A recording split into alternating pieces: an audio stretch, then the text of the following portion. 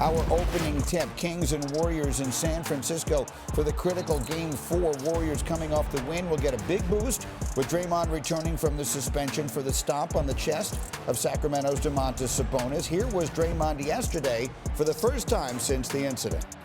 They created Draymond rules before. Them don't work. Here I am, still sitting here, still winning.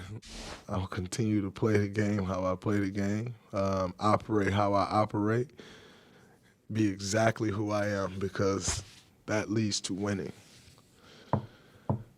If I was losing, they wouldn't be creating Draymond rules. So as long as they're creating Draymond rules, that means we're winning.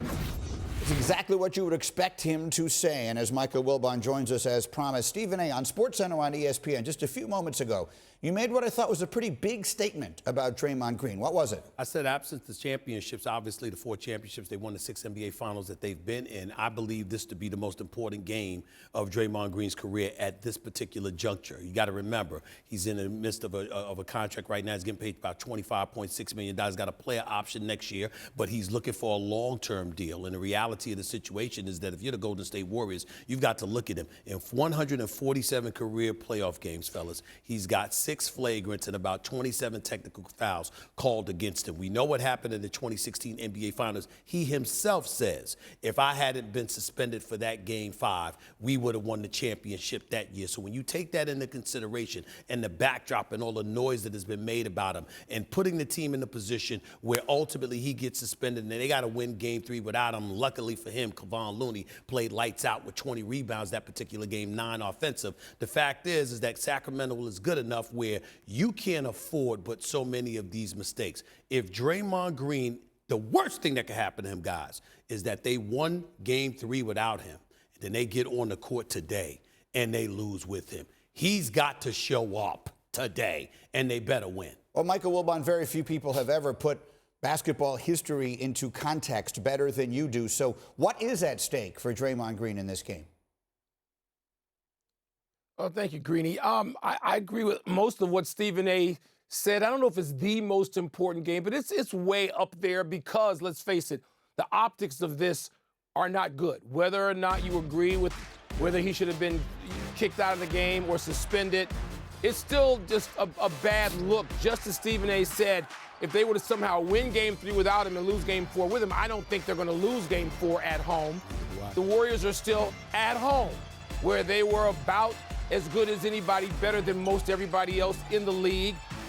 He is the defensive, in this order to me, defensive, emotional centerpiece of the team, and then offense as well, because he facilitates so well and plays so well with Steph Curry specifically. Yes, Klay Thompson and everybody else too, but specifically with Steph. And so we know why Draymond Green is so important. There are no secrets. There's no popping out of the weeds here to say, oh, my God, he does this. We know exactly what he does. He just reminded everybody when he was sitting there at the microphone. And that's what I expect from Draymond Green today in the Warriors winning Game 4 to even the series.